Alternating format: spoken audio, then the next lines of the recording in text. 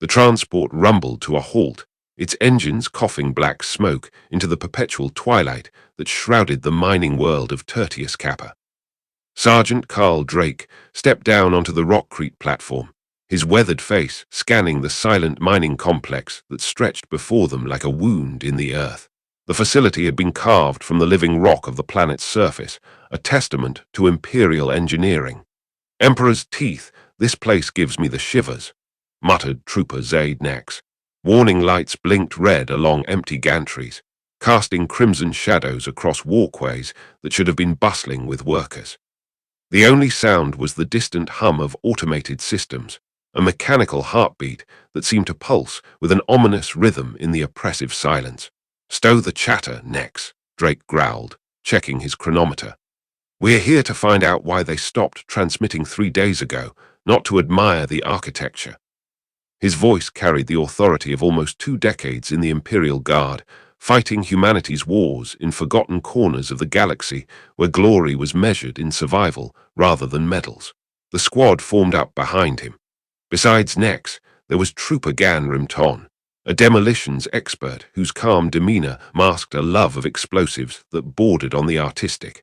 His weathered hands showed the telltale scars of a man who had spent years working with unstable compounds in the service of the Emperor. Trooper Cor Hestin carried the squad's Vox unit, his pale eyes constantly scanning for threats, while his augmented hearing picked up the subtle sounds that often meant the difference between an ambush and a successful mission. The comms specialist had lost most of his natural hearing to a grenade blast, but the bionic replacements had given him abilities that made him invaluable in hostile environments. His thin frame belied the strength that came from carrying heavy communication equipment. Finally, there was Trooper Jace Morvan, barely out of basic training, but eager to prove himself in the crucible of real warfare. His equipment was still regulation clean, his flak armor unmarked by the scratches and dents that would inevitably come with experience. The youth in his eyes had not yet been burned away by the horrors of the 41st millennium. "Intel says there were 47 miners and support staff," Drake continued, leading them toward the main complex with the measured pace of a man who had learned that rushing into unknown situations was often the last mistake a soldier ever made. Last transmission was routine. Production quotas, equipment status, shift changes, nothing out of the ordinary. He paused to study the facility's layout on his data slate, noting the position of critical systems and potential escape routes with the thoroughness that had kept him alive through countless missions. Their boots echoed on metal walkways as they entered the facility proper, the sound seeming unnaturally loud in the oppressive silence that had settled over the installation like a funeral shroud. Emergency lighting cast everything in shadows that made their faces look like skulls. The main processing facility stretched before them like a cathedral of industry, its vaulted ceilings supported by massive pillars of reinforced plasteel. Conveyor belts wound through the space like mechanical serpents, carrying ore from the deep mines to processing stations where it would be refined into the raw materials. But now those belts were silent, covered in a thin layer of dust that suggested they had been inactive for longer than the 3 days since the last transmission. "Vox is clear," Heston reported, adjusting his comm unit while his enhanced hearing picked up the subtle electromagnetic signatures that indicated the presence of active technology. No distress signals, no chatter on any frequency. Whatever happened here, they either couldn't call for help or didn't have time to do it. They passed through the main processing facility, where massive ore crushers sat silent and cold, their crushing jaws frozen in mechanical grimaces that seemed to mock the absence of their operators. Personal effects were scattered on work benches like the remnants of interrupted lives. Half-eaten meals sat beside cooling cups of recaf, their contents grown cold and congealed in the stale air. Data slates displayed shift schedules and production quotas, the mundane details of industrial life that had been abandoned in the middle of routine tasks. On one of the control panels, a child's drawing had been taped with care, showing a crude representation of the mining facility with stick figures representing the workers who had once called this place home.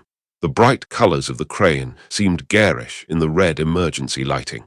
a reminder of the human lives that had been connected to this place before whatever had happened here had claimed them. Looks like they just stopped, Rimton observed, running a gloved finger along a control surface that showed no signs of damage or violence.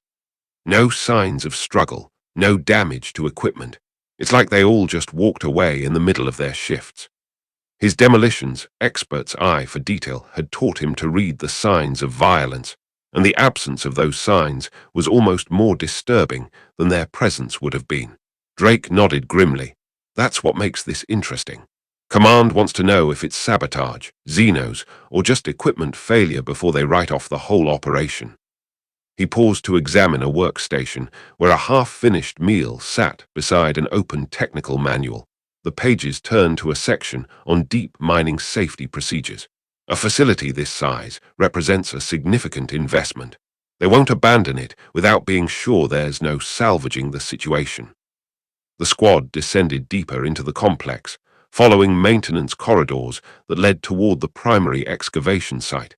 The walls here were carved from living rock, their surfaces showing the tool marks of the massive boring equipment that had carved these passages from solid stone. Reinforced plasteel supports groaned under the weight of earth above them, and the organic smell grew stronger with each step they took away from the surface. The corridors were lined with emergency lighting, while pipes and conduits ran along the ceiling, carrying power and life support to the deeper levels where the real work of the mining operation had taken place. The temperature was dropping as they descended, and their breath began to mist in the cooling air. "Sergeant," Morven called softly, his voice tight with the tension of a young soldier facing his first real deployment. "Look at this." He had stopped beside one of the support pillars, his lamp pack illuminating something that made the rest of the squad gather around him with weapons ready. The scratch marks in the rockcrete wall were deep gouges that formed a distinct pattern, too regular to be random and too purposeful to be accidental. They looked like claw marks, but they were larger than anything that should have been able to make them, and they showed a deliberate intent that was disturbing in its implications. The marks cut through the reinforced concrete as if it were soft wood, suggesting a strength that was both impressive and terrifying. "Whatever made these has claws," Nex muttered, tracing the marks with his finger while his other hand kept his lasgun ready for immediate use. "Big ones, and they're fresh, too. The edges are still sharp, no weathering or wear." Drake studied the gouges with the analytical mind of a veteran sergeant who had seen the work of various Xeno species across multiple campaigns. Could be mining equipment, could be something else. Stay alert. But even as he spoke the words, he knew that no mining equipment would leave marks with this particular pattern.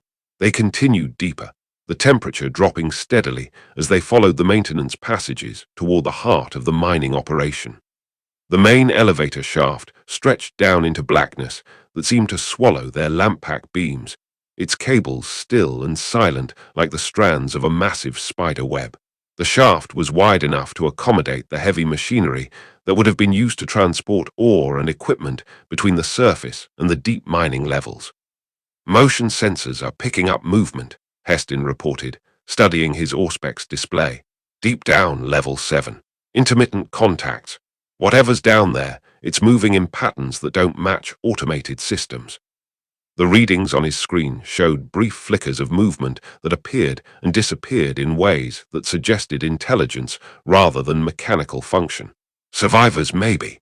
Morven asked hopefully, his youth still allowing him to believe in positive outcomes despite the ominous signs they had been encountering throughout their descent into the facility. "Unknown," Drake replied. "Could be automated systems running maintenance cycles. Could be vermin that moved in after the miners disappeared. Could be something else entirely. We check it out, but we go in ready for anything."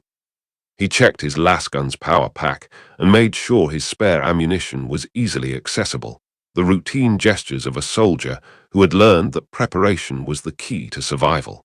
The descent in the elevator was slow, straining from heavy use. The shaft yawned beside them like a hungry mouth, the air growing thick and humid as they descended, carrying with it a smell that reminded Nex of rotting vegetation mixed with something sharper, something that triggered primitive warnings in the back of his mind. Level 7 was a maze of tunnels branching off from the main shaft like arteries from a heart, each one leading to different mining operations that had been carved from the living rock. The walls here showed extensive excavation work, with recent tool marks indicating that the miners had been expanding their operations when whatever had happened to them occurred. Blood, Rimton announced quietly, kneeling beside a dark stain on the tunnel floor. Fresh enough. Maybe 2 days old, but it's been exposed to air so it's hard to be certain. Drake examined the stain, noting how it seemed to be smeared rather than pooled in the way that blood would collect from a stationary wound. Drag marks leading deeper into the tunnel. Someone was pulled, not carried. The pattern suggests they were still alive when they were moved, probably struggling. The implications of that observation hung in the air like a toxic cloud, making each member of the squad more aware of their surroundings and the potential threats that might be lurking in the darkness. They followed the trail deeper into the excavated passages. The tunnel walls showed more of the strange scratch marks, and in several places they found fragments of mining equipment that had been twisted and broken by tremendous force. Rimton examined the twisted metal with professional interest, noting the way the stress fractures had formed and the direction of the force that had been applied. His expertise with explosives had given him an understanding of how materials failed under extreme pressure, and what he saw here suggested forces that went beyond conventional explanations. "Contact ahead," Heston whispered, his auspex chirping softly with the electronic song of detected movement, while his enhanced hearing picked up sounds that were barely at the threshold of perception. Multiple signatures. Drake signaled for silence with a hand gesture, and the squad crept forward with weapons ready and senses alert. The tunnel opened into a vast natural cavern that the miners had discovered during their excavations. Their lights revealed something that made Rimton curse under his breath, in the colorful language of a man who had seen the worst the galaxy had to offer and thought he had become immune to surprise. The cavern walls were covered in an organic resin that glistened wetly in the light, reflecting their illumination with an oily sheen that suggested biological origins. The substance had the consistency of hardened secretions, and it covered the natural stone walls in patterns that suggested deliberate application rather than random accumulation. Cocoon-like structures hung from the ceiling and protruded from crevices in the rock, each one roughly human-sized and shaped with the organic curves that spoke of biological construction rather than mechanical fabrication. The cocoons were translucent enough to reveal dark shapes within, and some of them showed signs of having been torn open from the inside, their surfaces ripped and hanging in tatters that exposed the contents within. The remains that were visible inside the torn cocoons were pale and desiccated, drained of moisture and vital fluids until they resembled mummified corpses more than the living humans they had once been. But the positioning of the bodies and the way they had been arranged within the cocoons suggested that they had been alive when they were placed there. "Emperor preserve us," Morven breathed, his voice barely above a whisper as he stared at the horror before them with eyes that were suddenly much older than his years. The sight of the cocoons and their contents had stripped away the last of his youthful innocence, replacing it with the kind of knowledge that would haunt his dreams for whatever remained of his life. Movement in the shadows caught their attention before they could fully process what they were seeing, something low and swift that scuttled between the cocoons. Then another shadow moved, and another, until they realized that they were not alone in the cavern and that whatever had created this was still present and aware of their intrusion. The creatures that emerged into their light resembled nightmarish insects. Standing roughly 4 feet tall at their highest point, they moved on 6 multi-jointed legs that ended in razor-sharp talons capable of cutting through rock. Their carapaces were black and segmented, built for both protection and speed, and they reflected the light from the squad's lamp packs with the dark gleam of polished obsidian. Compound eyes reflected their lights like malevolent jewels.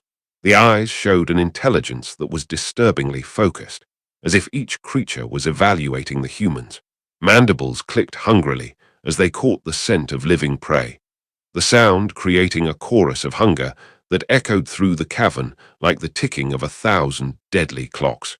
"Open fire!" Drake shouted, his voice cutting through the oppressive atmosphere of the cavern like a blade through flesh. And the sound of his command was immediately followed by the distinctive whine of charging lasguns and the sharp crack of Lars bolts cutting through the darkness. The cavern erupted in violence as the squad opened fire simultaneously, their energy beams creating a deadly light show that illuminated the horror around them in stark detail. Lars bolts cut through the darkness, scoring hits on chitinous armor and drawing shrieks of alien fury. The creatures moved with terrifying speed that made them difficult targets, skittering across walls and ceiling with equal ease as their claws found purchase on surfaces that should have been too smooth to climb.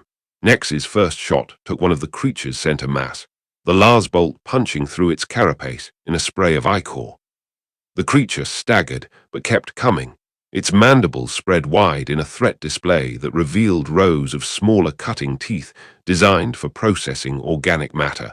His second shot pierced its head entirely, sending the body tumbling to the ground in a tangle of still-twitching limbs. Morven wasn't so lucky in his first real combat engagement. One of the insectoids dropped from the ceiling behind him with the silent grace of a predator that had evolved for ambush hunting, its talons raking across his flak armor that had been designed to provide protection against human weapons rather than alien claws. He screamed as it tore through armor and flesh. His lasgun spun away into the darkness as the creature's attack disrupted his grip, and he fell to his knees. Burning agony that penetrated to his bones and made every nerve-ending scream. The creatures seemed to be emerging from hidden passages and crevices in the cavern walls, as if the natural chamber was connected to a larger tunnel system that the mining operation had not detected. Their numbers suggested an established colony rather than a few isolated specimens, and their coordinated attack patterns indicated a level of intelligence that was disturbing in its implications for the fate of the missing miners. "There's too many of them," Heston yelled over the chaos. His enhanced hearing was picking up movement all around them, the sounds of more creatures approaching from multiple directions. Drake saw Morven go down under a swarm of the creatures, his screams cutting off abruptly as mandibles found his throat and opened his carotid artery in a spray of crimson that added human blood to the alien ichor that was already coating the cavern floor. The young trooper's death was swift but brutal, and his final expression was one of surprise rather than pain as his consciousness faded. The sergeant's fury burned cold and focused as he put controlled bursts into anything that moved, his years of experience keeping him alive while chaos reigned around him. Each shot was targeted at the joints and weak points in the creature's armor that his combat experience had taught him to identify, wasting no motion or ammunition as he worked to thin the numbers attacking his remaining men. "Fall back to the tunnel," he ordered, his voice carrying the authority of command even in the midst of mortal combat. "Rimton, demo charges." The demolitions expert was already reaching for his pack, pulling out crack charges with practiced movements while backing toward the tunnel entrance and maintaining his rate of fire. Rimton shouted back a confirmation, his hands working with the muscle memory of years spent handling explosives in combat situations. They fought a running battle back through the tunnel system, the creatures pursuing them with a relentless hunger that would not be satisfied until every intruder had been eliminated. Nex stumbled and went down as they retreated, alien claws rending and tearing as they swarmed over him. He died in seconds, his life pumping away onto the rocky floor. Behind them, Rimton's charges detonated in a sequence of explosions that brought down tons of rock and sealed the tunnel in a cascade of falling stone.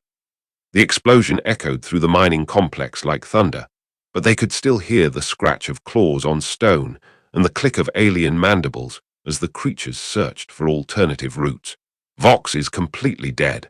I can't get a signal," Heston reported, his face pale with strain as he worked to restore communication with the surface while they continued their retreat toward the main shaft.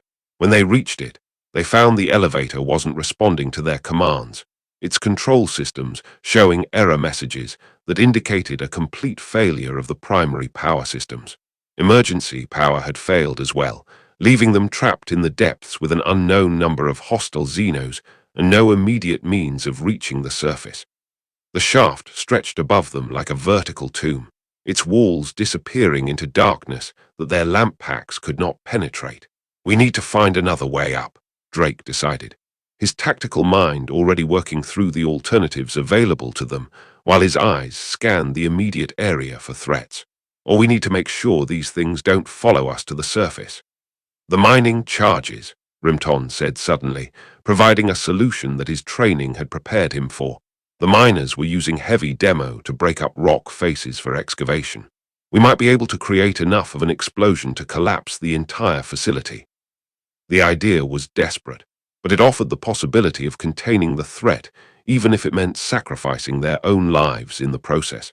Enough to bring down the whole facility, Drake asked, already knowing the answer, but needing to hear it confirmed by an expert in the field of controlled destruction. And everything in it, Rimton confirmed grimly. The amount of explosives needed for deep mining operations would be more than sufficient to cause a complete structural collapse.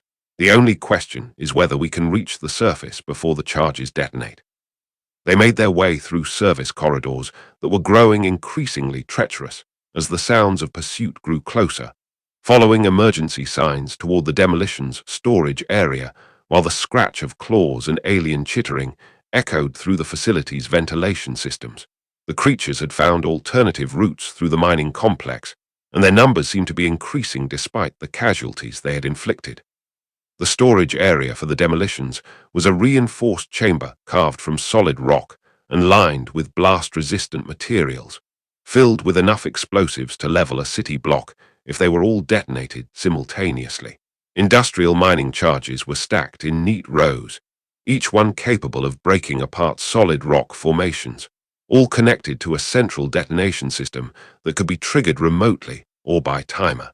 The sight of so much concentrated destructive potential was both reassuring and terrifying, offering salvation at the cost of almost certain death. I can rig a timer, give us maybe 10 minutes to reach the surface, assuming we can find a way up that doesn't involve the main elevator, Rimton said, his hands moving across the detonation controls.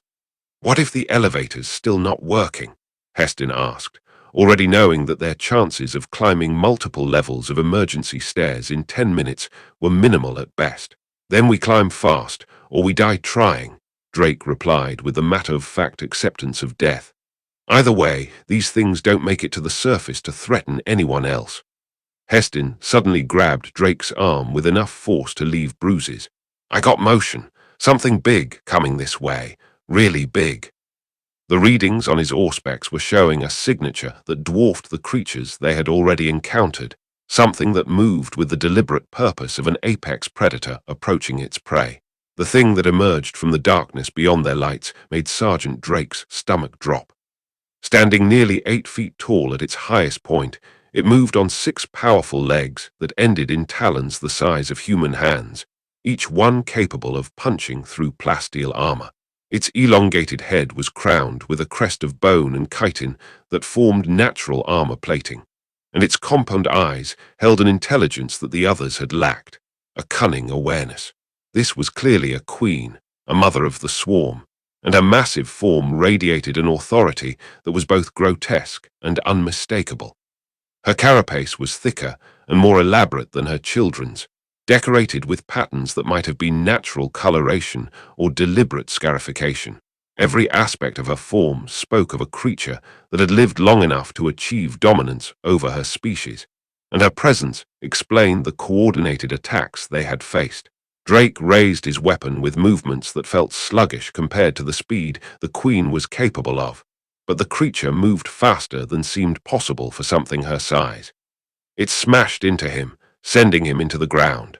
He went down hard, ribs cracking against the rockcrete floor as his breath exploded from his lungs in a whoosh of expelled air. Rimton's lasgun retorted with the sound defiance, but the queen's carapace was thicker than her children's, able to resist the weapons that had killed her offspring, the Lars bolts leaving burn marks unable to pierce through. She rushed the demolitions expert before he could continue firing, rearing upward and driving her talons into his skull. His body went limp as his nervous system shut down instantly. The demolitions expert died without pain, his consciousness ending before his brain could process what had happened to him. Heston was alone against the monster, his rifle feeling pathetically inadequate. He fired anyway, putting shot after shot into the creature's center mass with desperation, the Lars bolts failing to harm her. "Go to hell," Heston snarled, still firing even though his shots were having no visible effect on the creature's armor. His enhanced hearing was picking up the sounds of more creatures approaching through the facility's corridors, and he knew that even if he somehow managed to defeat the Queen, her children would arrive soon enough to finish what she had started. Drake struggled to his feet, his breathing labored, but his grip on his weapon still steady despite the pain. Both guardsmen opened fire simultaneously, their combined Lars bolts finding weak points in the Queen's armor where the segments joined, and the natural plating was thinner. Ichor sprayed from wounds in her joints and the softer sections of her carapace as the foul Xenos shrieked in pain and fury. The Queen's pain seemed to drive her into a berserk rage, and she charged toward them. Her movements became erratic, as if the injury had sent her into a panicked frenzy. Drake threw himself aside, rolling behind a stack of mining charges with movements that sent fresh waves of agony through his damaged ribs. The Queen's talons gouged deep furrows in the rockcrete where he'd been standing, the scratches going deep enough to expose the metal reinforcement beneath the concrete surface. The force of her attack was sufficient to crack the stone, and sparks flew where her claws struck the metal reinforcement. Heston kept firing, his shots precise and controlled, despite the chaos around him. Each beam aimed at the growing wounds in the creature's armor, finding their marks with increasing effectiveness as her injuries multiplied. The Queen spun toward the Vox operator, her massive form moving in ways that defied the normal limitations of size and mass. Her talons swept toward his head in an arc that would have decapitated him if it had connected, but Heston ducked low, adrenaline and fear guiding his movements. His final shot took her in the throat at point-blank range, the Lars bolt punching through the softer tissue of her neck. The Queen staggered backward, alien blood pouring from her wounds in streams that splattered the floor in patterns of violence and death. She looked down at the two humans with something that might have been respect mixed with hatred, her compound eyes reflecting their lamp beams with a light that was growing dimmer as her life force ebbed away. She collapsed with a crash that could be felt in their bones. Her body twitched once with the final spasms of a nervous system shutting down, then lay still in the spreading pool of her own ichor. The silence that followed was almost more disturbing than the sounds of combat had been, a quiet that seemed to press against their ears with the weight of completion. Drake limped over to where Rimton had fallen, checking the demo charges with hands that shook from pain and exhaustion, while his mind processed the magnitude of what they had accomplished and what they still needed to do. The timer was set, but the demolitions expert's death had left them without the expertise needed to modify the detonation sequence. There were only 3 minutes left on the countdown, and they were still deep underground with no clear path to the surface. "Can you walk?" he asked Heston, his voice hoarse from shouting and breathing the dust and smoke that filled the chamber. "Do I have a choice?" Heston replied, his own voice tight with pain from injuries he had sustained during the combat. His enhanced hearing was picking up the sounds of movement throughout the facility, suggesting that the Queen's death had not ended the threat, but had perhaps only enraged her surviving offspring. They ran through corridors filled with smoke and the stench of alien death, their lamps illuminating the path in front of them that seemed to reach out for them. Behind them, the timer counted down that measured their remaining lives in seconds rather than minutes. The facility around them groaned and shifted, as if the very structure was responding to the presence of the armed explosives in its heart. 2 minutes remained when they reached the service elevator, a piece of mining equipment that had been designed to transport personnel and light equipment between levels rather than the massive ore-hauling systems they had encountered earlier. Emergency power had kicked in at some point during their underground battle, giving them just enough electrical current to operate the basic systems needed for survival. The elevator was working, but barely, its motors straining against damage that had accumulated during the creature's occupation of the facility. They could hear the grinding of damaged gears and the squeal of metal on metal as the mechanism fought to lift them toward the surface. Each second of the ascent felt like an eternity, and they could see the timer on Drake's chronometer counting down. 1 minute remained when they emerged into the main facility, the processing level where they had first encountered signs of the disappeared miners. 30 seconds left as they sprinted toward the main airlock, their injured bodies pushed beyond their normal limitations by the desperate need to reach safety before the charges detonated. The airlock seemed impossibly far away, and their lamp beams revealed more of the scratch marks on the walls, evidence that the creatures had been active throughout the facility for much longer than suspected. 10 seconds remained when they threw themselves through the main airlock, hitting the rockcrete platform. The explosion, when it came, was beyond anything they had experienced in their military careers. The ground heaved beneath them like a living thing, throwing them into the air and slamming them back down onto the platform with bone-jarring force. The entire mining complex collapsed in on itself in a cascade of falling rock and twisted metal, taking the shaft and everything in it down into darkness that would never again see the light of day. The sound of the collapse echoed across the mining world's surface like thunder, a rolling wave of destruction that could be heard for kilometers in every direction. Dust and debris fountained from the crater where the facility had been, creating a mushroom cloud that rose into the perpetual twilight sky like a monument to the violence that had been unleashed beneath the surface. They lay there in the settling dust, breathing hard and bleeding from a dozen wounds, while their minds tried to process what they had survived. The silence that followed the collapse was different from the oppressive quiet they had encountered in the facility, a natural silence that spoke of completion rather than lurking menace. In the distance, they could hear the rumble of their transport returning on schedule, its engines cutting through the dust-filled air with the mechanical reliability of Imperial engineering. The pilot would have detected the explosion from orbit, and the destruction of the mining facility would require explanations that would be difficult to provide in any official report. "Think we got them all?" Heston asked eventually, his voice barely above a whisper as he struggled to find the strength to speak through the pain of his injuries and the exhaustion that came from surviving mortal combat. Drake stared at the smoking crater where the mining facility had been, his experienced eyes noting the completeness of the destruction and the way the collapse had sealed every entrance to the underground complex. "Doesn't matter," he said quietly. "There are always others. In the deep places, always others." The mining operation had been unlucky enough to dig into one of their nests, but there would be other nests, other deep places where ancient nightmares waited for the unwary to disturb their rest. They picked themselves up and began walking toward the landing pad, two survivors carrying the weight of the horrors that they had witnessed. Some victories were measured not in glory or recognition, but in simple survival and the knowledge that a threat had been contained before it could spread to threaten others. The miners who had died in the facility would be listed as casualties of an industrial accident, their fate a footnote in the massive ledgers of human loss that were maintained by the administratum. The transport lifted off into the grey sky, engines humming as they climbed toward orbit, carrying them away from the deep places and the things that dwelt within them. Drake settled back in his transport seat, feeling the familiar weight of his lasgun and the comforting presence of his surviving comrade. His cracked ribs sent spears of agony through his chest with each breath, but the pain was preferable to the alternative. The mining facility had been one of thousands of similar operations scattered across this world, each one digging deeper into the planetary crust in search of the raw materials that fed the Imperium's war machine. The possibility that similar nests existed was a thought that would haunt his dreams for years to come.